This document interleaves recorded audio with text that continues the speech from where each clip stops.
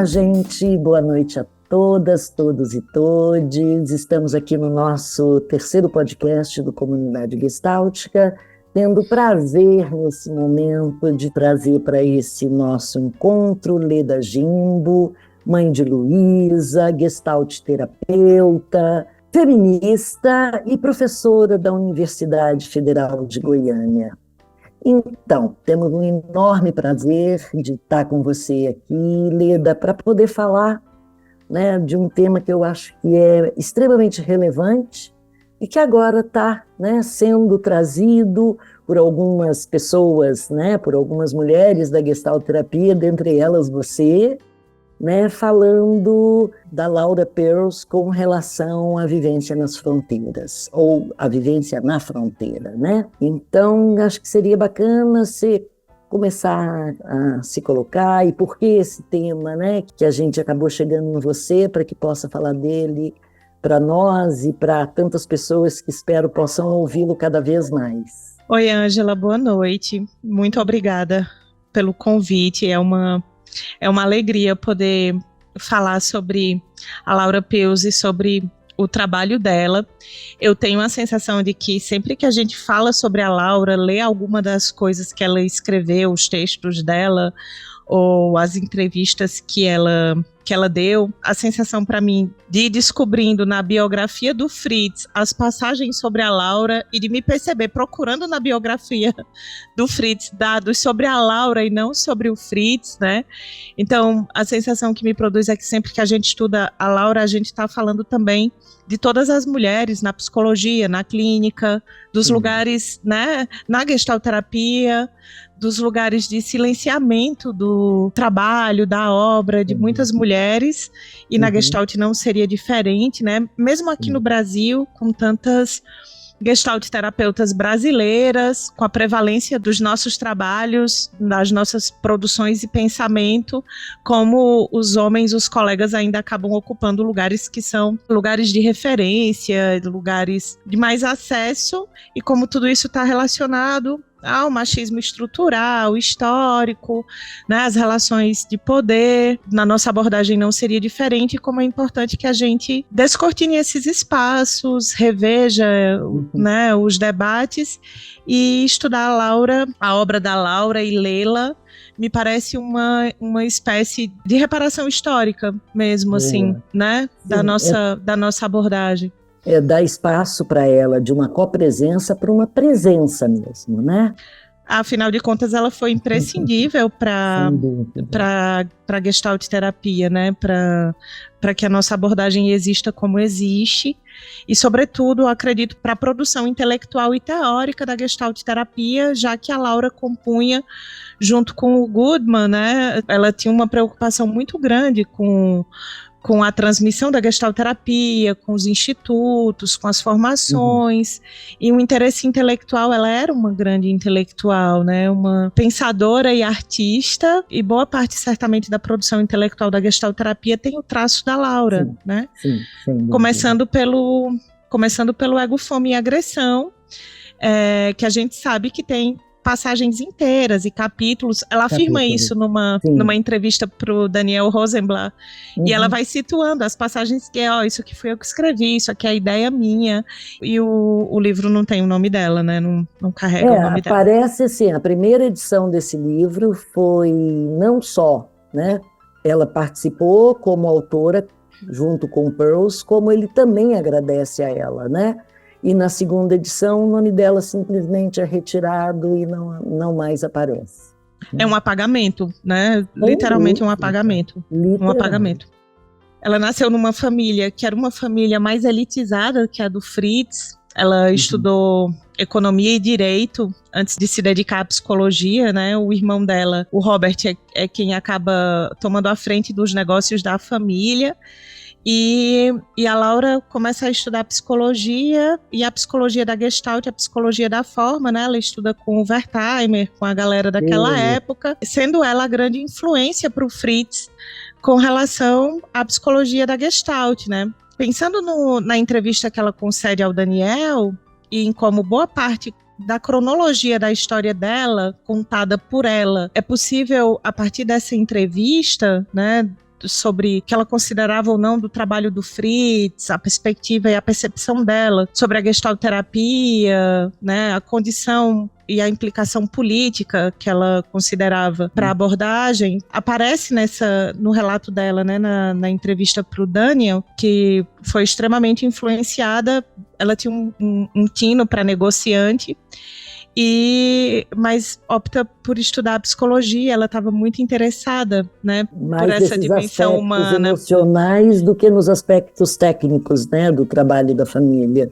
Embora lá na frente ela diga isso, ela diz, bom, mas lá no fim da vida, ou mais na frente, eu consegui fazer isso. Afinal, ela também se tornou uma gestora, uma espécie de empresária, uma negociante, né? Tocando os institutos e essa coisa toda. Então, ela acabou juntando as duas coisas. No livro, no Timeless Experience, tem umas fotografias e uns documentos, cartas, rabiscos da Laura, Ângela, e nele tem um documento de uma espécie de publicação norte-americana. Eles faziam uma espécie de livro com mulheres que eram personalidades de referência na época, né? Era o Who's Who of American Woman. E tem a página que é destinada à Laura. Tem uma fotografia dessa página, né? Um parágrafozinho, assim, mas que acho que resume uma biografia da Laura, né? Dos pais dela.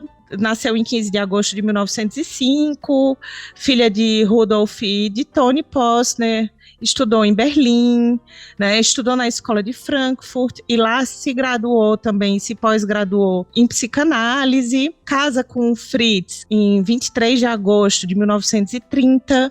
Ela teve 2 filhos, a Renate, que casa com o Arthur, e o Stephen, que faleceu recentemente, né? Ele que, quando foi 100 anos da morte de Pearls, foi receber a homenagem, né, para o pai nos Estados Unidos. E que talvez tenha sido a pessoa que atualizou o histórico de violência que o Fritz herda, né, da família primária, de tanta violência, dos horrores da guerra, mas de como o Fritz foi um pai ausente. Ele diz, esse homem que vocês falam, esse eu não conheci. E o que me parece é que ele, do lugar de filho, conseguiu quebrar essa transgeracionalidade violenta e foi um bom pai, um bom profissional. Professor de psicologia, inclusive, né? A Laura migra para os Estados Unidos em 1947. É interessante pensar nisso, né? Ela e o Fritz mudam para a África do Sul por escolha do Fritz, que não dominava muito bem o idioma. É porque o Pearls tentou ir para os Estados Unidos antes e ele não conseguiu, porque o inglês dele era impossível, né? E aí ela o acompanha para a África do Sul. Anos mais tarde, é o irmão da Laura, o Robert, que recebe primeiro o Fritz. Ele vai na frente, ela fica sozinha com as 2 crianças na África do Sul, né? Em 1947, ela muda com as crianças e ela foi naturalizada lá nos Estados Unidos em 1955, né?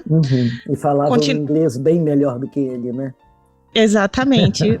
O Instituto de Gestalterapia de Nova York é fundado em 1952, um ano depois do Gestalt Therapy, do lançamento do livro, né? E a Laura continuou trabalhando até o fim da vida, escreveu vários artigos, continuou como psicoterapeuta.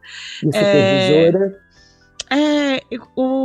A nota também afirma que ela era uma ativista dos direitos humanos, né? E ela considerava o trabalho da gestalterapia como uma função, né, ético-política e artística também. Estava à frente do seu tempo estudando teatro, né, ao mesmo tempo em que continuava sendo uma trabalhadora da saúde mental, por assim dizer, né? Eles usam o termo saúde mental para descrever o trabalho que a Laura fazia. E ela falece 20 anos depois do Fritz, né? O Fritz vai na frente e ela ainda permanece por 20 anos à frente dos institutos. Ele era mais velho que ela, mas acho que a gente pode considerar que ela passou mais tempo como gestalterapeuta do que ele.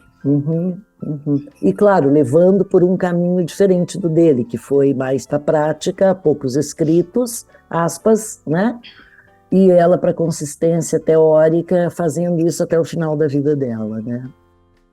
Tem uma coisa que me chama sempre a atenção, Ângela, quando eu estou lendo ou pensando sobre os últimos anos de vida do Fritz, e a Laura ainda teria 20 anos aí de trabalho com a gestalterapia pela frente, é que me parece um comportamento muito individualista, e ele estava hipercentrado, né, na performance dele com os grupos, mas atuando, sei lá, dá uma sensação de que era uma preocupação muito narcisista dele com a própria imagem, com o próprio trabalho, enquanto ela foi a pessoa que continuou...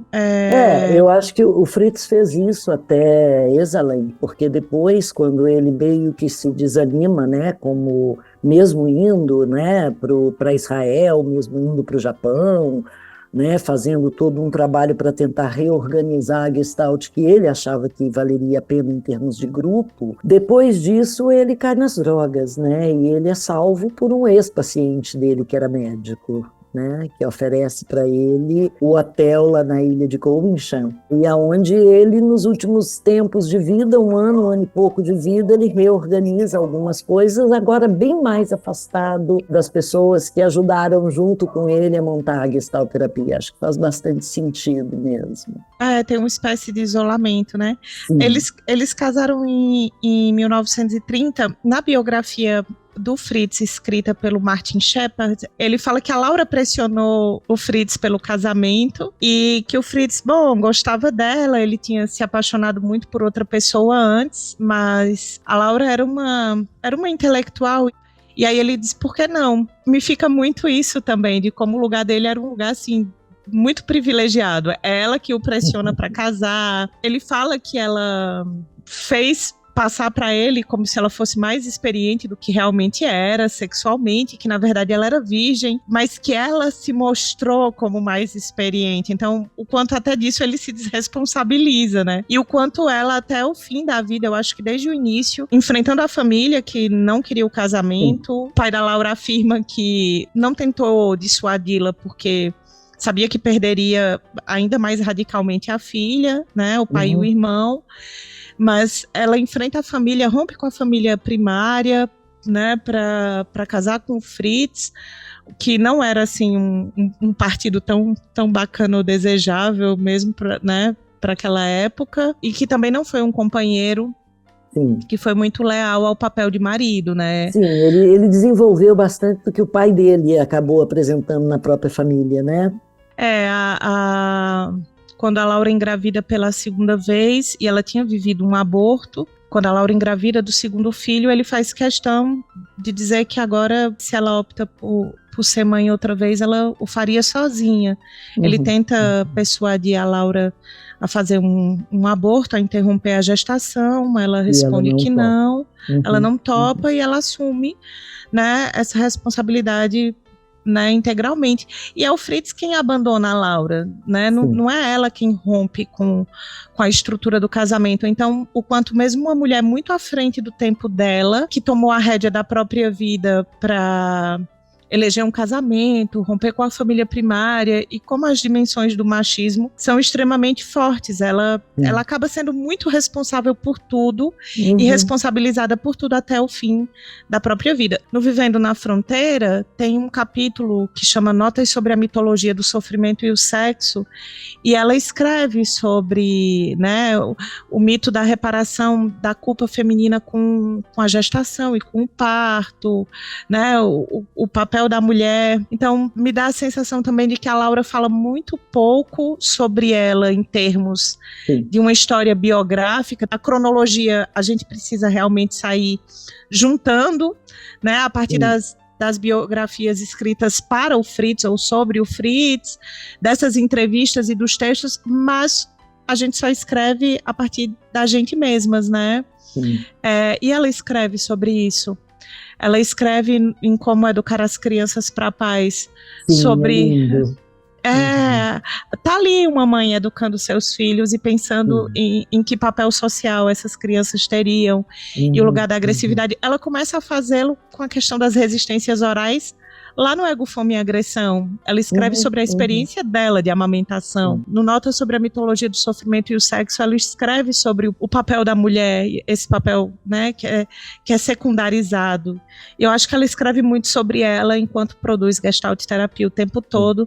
É indissociável a vida dela da Gestalt terapia e do exercício que ela fez da Gestalt terapia. E eu acredito numa coisa também, Lida, porque a Laura ela foi contemporânea de Kurt Lewin. E Kurt Lewin foi uma experiência, ele trouxe uma experiência maravilhosa com as crianças. Maravilhosos os trabalhos dele de fronteira de contato com as crianças. Muito legal. É uma leitura meio árdua, difícil, um academicismo daquela época que precisava de ser provado a toda forma, mas eu gosto muito dele e eu acho que eles tiveram trocas muito interessantes, muito interessantes. A Laura, ela fala, né? Tem uma passagem na entrevista pro Rosenblatt que ela diz, eu vou ler o trechinho. Quando viemos aos Estados Unidos, o trabalho sobre gestalterapia, excitação e crescimento na personalidade humana, começou imediatamente. Ela fala no plural, mas o Fritz chegou primeiro. Então, quando ela chega, né? Eles só conhecem o Goodman e se aproximam quando ela chega. Quando nos encontramos com Paul Goodman, nessa época, Paul realizava análise reichiana e eu havia lido seus ensaios críticos ainda na África do Sul, em uma revista publicada por Dwight MacDonald, A Politics. Então, a Laura já conhecia o trabalho do Paul antes mesmo de chegar aos Estados Unidos. É ela que faz esse elo, que produz esse link que possibilitou a criação do Grupo dos Sete e, muito possivelmente também, sem esse papel fundamental dela, a gestalterapia ou a publicação do livro não teria acontecido, né? Mas ela sempre foi submetida a uma espécie de apagamento. Tem outra passagem da mesma entrevista em que ela fala, né? Lembro-me de um incidente na África do Sul em que conheci um editor de jornal dominical e ele me disse que gostaria de fazer uma entrevista comigo. Enviou um repórter e um fotógrafo e sua primeira pergunta foi: como é ser esposa de um psicanalista? Então, ela viveu, assim, sob a sombra do Fritz e talvez sob a sombra de um tempo em que a validação de uma mulher pelo casamento, a responsabilidade de uma mulher por manter o casamento e os filhos, né, por ser o elo afetivo da relação do casal, mesmo com o Fritz vivendo tão à deriva, a Laura não abandona, assim, mesmo sendo abandonada. Ela segurou isso com uma posição muito, muito séria e a sensação que eu tenho é sempre que é sobre a gestalterapia, mas é sobre a vida, é indissociável, né? É sobre a gestalterapia, mas é sobre as formações sociais e os valores de cada tempo e como essas dimensões, né, que hoje a gente nomeia mais organizadamente de interseccionalidades, né, gênero, a posição de classe e racial, essa dimensão, ela sempre esteve aí e ela, né, se mantém, e hoje a gente tem discutido isso também de outras formas. Fritz e a Laura tinham um funcionário, um trabalhador, que era um homem negro.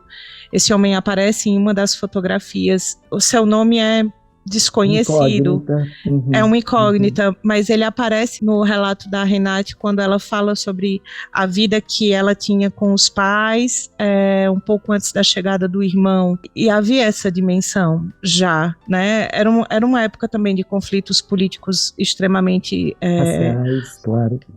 Exato, pós-guerra, e a Laura e o Fritz, né, precisaram, assim como outras pessoas, migrar, assim como Kurt Lewin, como gente que não sobreviveu, né, como Walter Benjamin. Sim.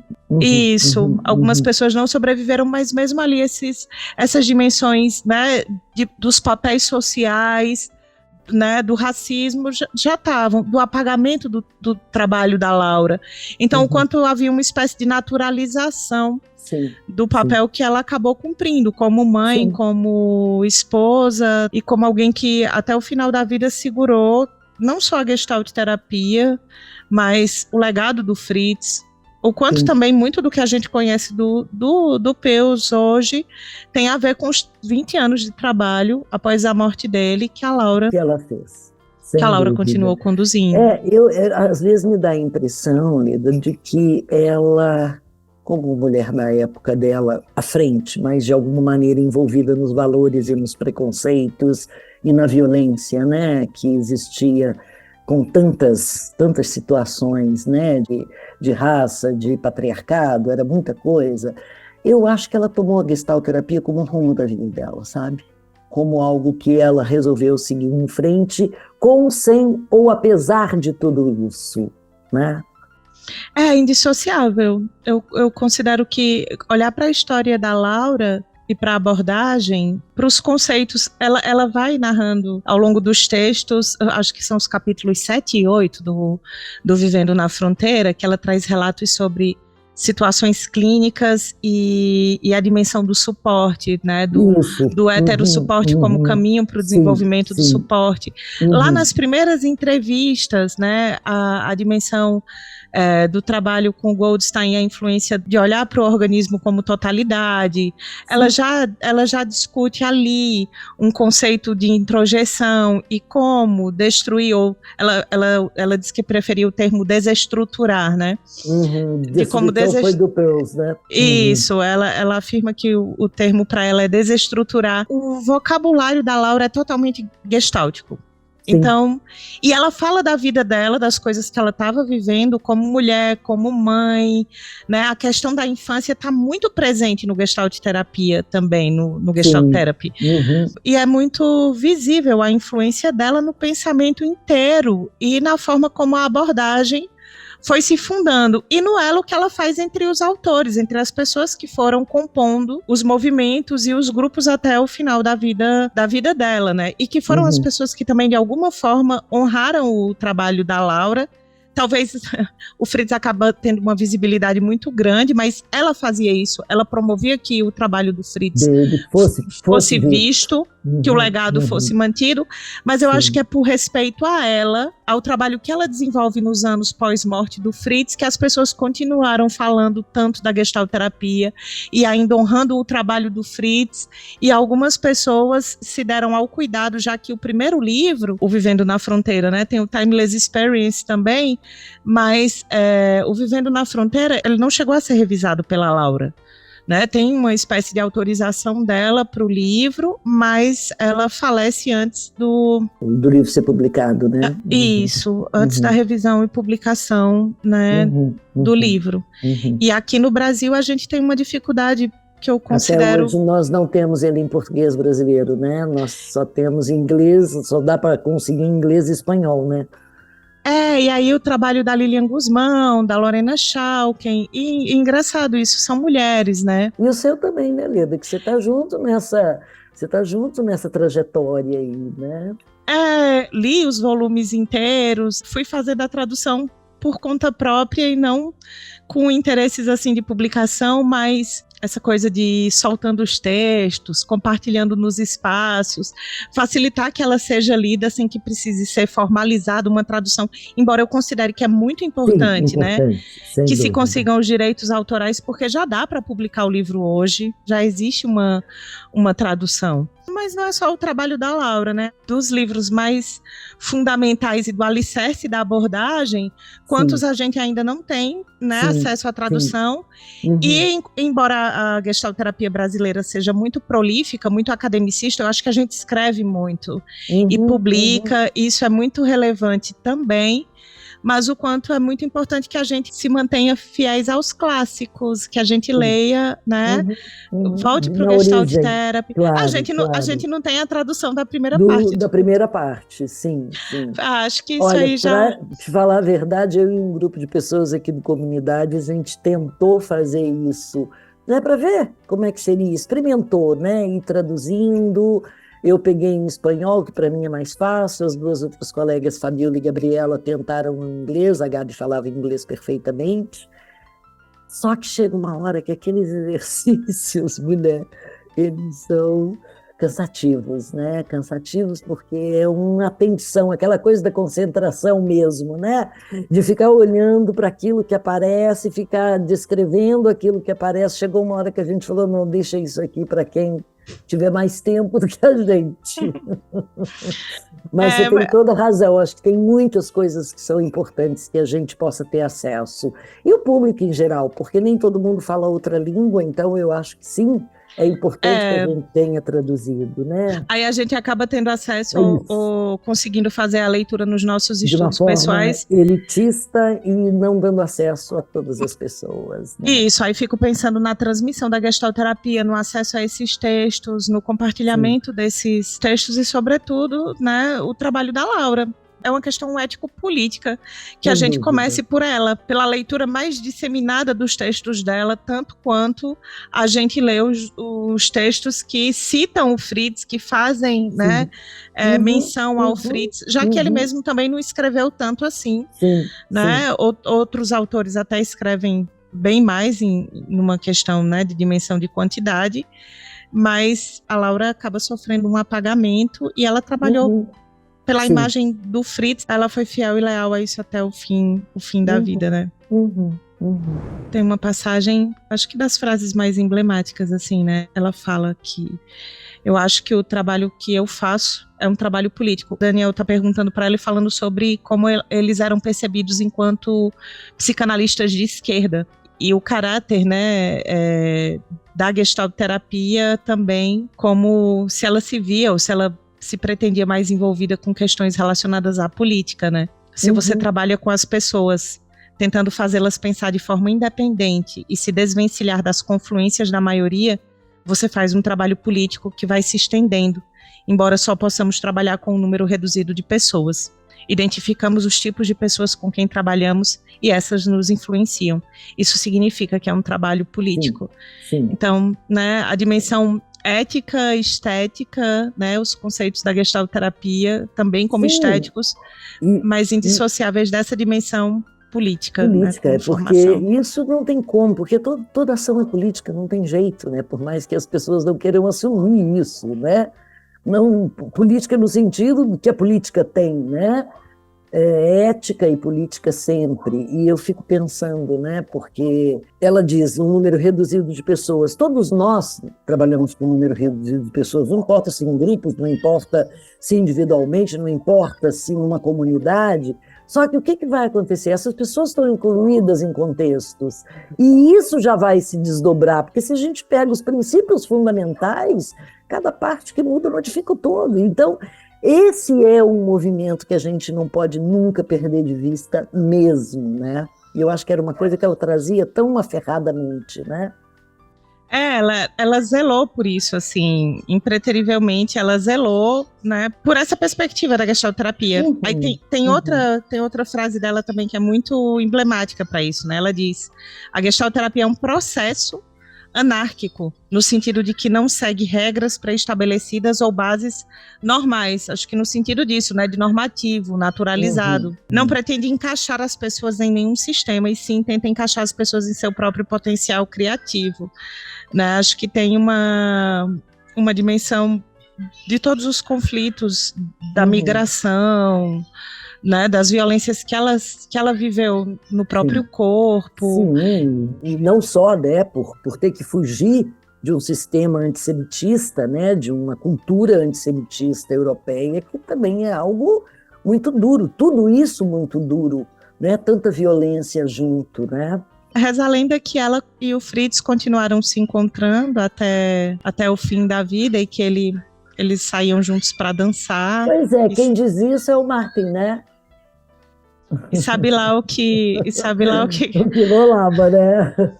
O que rolava mas de alguma forma isso, né? O papel social da mulher, mãe, esposa, que encarnou assim os conceitos da gestalterapia e os viveu, ela, né?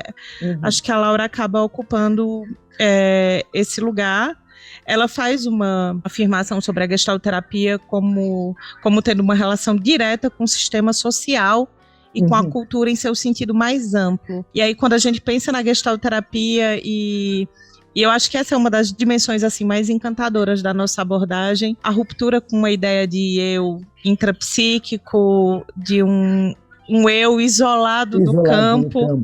Sim. E de como as dimensões relacionadas às questões socio-históricas, à cultura, às questões sociais, elas estão né, imbricadas no nosso conceito de existência e de self, né?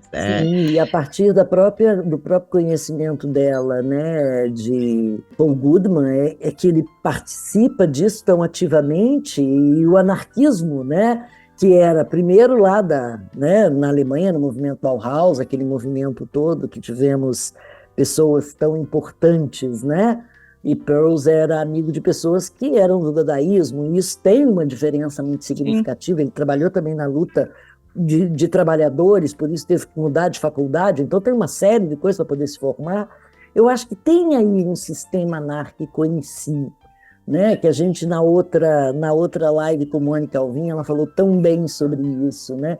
Mas é bacana poder reconhecer isso nessa mulher, que é tão significativa na Gestalt. E que, ao mesmo tempo, sustentou os papéis de gênero, né? Como essas contradições, elas também nos são constitutivas. Sim. E qual é a nossa função como gestalterapeutas? Se a gente pensa na atualização, né, da nossa abordagem, e em como a Laura, o Fritz, o Goodman precisaram de outras teorias, né, do anarquismo, da teoria queer, da psicologia da forma, do Bauhaus, todas as influências. Quais são as nossas influências hoje? O que é que a gente precisa impreterivelmente ler junto com a gestalterapia para não deixar de honrar, né? Claro. Uhum. Não nos perder da nossa base constitutiva, e ela continua atual, mas nos atualizar no debate e não correr o risco de cair num processo de cisão, de acirramento das polaridades, que também é um tema tão gestáltico, né? De como a gente encontra as possibilidades de crescimento, de ultrapassar aquilo que não faz mais sentido. Exatamente. E conseguir crescer. Através de poder ter esse olhar na indiferença criativa de Friedlander, que foi tão importante, né? E nos dá essa possibilidade da troca dos polos, né? Que não são antagônicos, mas sim complementares. Eu acho que isso que você fala é uma coisa extremamente importante, querida. Isso é fazer arte, né? Como dizia a Laura, que a gestalterapia é arte, né? Tem mais a ver com arte do que com ciência. Sem dúvida. Diz ela, né? Mas se a gente para e pensa essa criatividade, toda essa criação, né, que a Gestalt possibilita na vida, para cada pessoa, a ser o que é, olhar para si, né, de um jeito em que há sustentação sempre. Né? Isso é arte mesmo, não é outra coisa. E ela foi uma mestre, né, em falar sobre isso, em mostrar isso acontecer, né? Ela diz, ser artista significa trabalhar de forma holística, e ser um bom terapeuta também significa a mesma coisa, né? É indissociável, assim, da Laura, do pensamento revolucionário dela para o tempo. Da minha perspectiva, a Laura encarna, assim, muito de nós, da nossa abordagem, das mulheres gestalterapeutas brasileiras, de muitas formas de ser mulheres e gestalterapeutas, desse momento, né, social e tão tenso que a gente vive, político, ambiental, do acirramento de conflitos no mundo, e de como a gente pode correr o risco também de produzir cisões que não levam ao crescimento, mas, né, ao extermínio, né, de questões e do nosso trabalho. Eu acho que a Laura é inspiradora do início ao fim, né, da vida dela. Nos últimos anos da vida, ela tinha voltado a visitar com mais frequência a cidade natal. Eu sou Pforzheim, como é ruim tentar pronunciar o nome. Não sei pronunciar isso. Pforzheim, um alemão meia boca aqui. Mas a Laura, ela volta nos últimos anos da vida a frequentar a cidade natal, já havia um instituto lá, e ela falece após logo depois de viajar para lá, e ela é enterrada, e as cinzas do Fritz são levadas para lá, né? Me chama a atenção que a lápide traz o nome dela em cima, o do Fritz embaixo. É uma colega que esteve recentemente na França, foi visitar o túmulo da Simone e do Sartre, e ela disse, caraca, o nome do Sartre está em cima. E assim, o nome do Sartre está em cima, e não é uma questão da cronologia da morte. E ela, é o nome da Laura que está em cima na sepultura.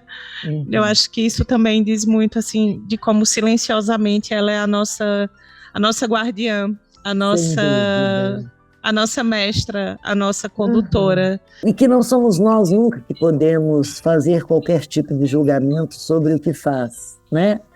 As pessoas terem afetos de várias formas, de várias maneiras, com sem ou apesar dessa cultura louca que a gente vive, né? Num tempo que é o tempo dela, com as escolhas que foram as escolhas dela, não, né? Isso não nos competiria nem naquele tempo, julgando aquela experiência, nem hoje, né? Mas acho que o quanto a Laura encarna também os silenciamentos, os apagamentos, a missão silenciosa de honrar os lugares, assim, e talvez desvelá-la, trazer a sua obra e o seu trabalho, torná-lo mais visível, debatido, discutido.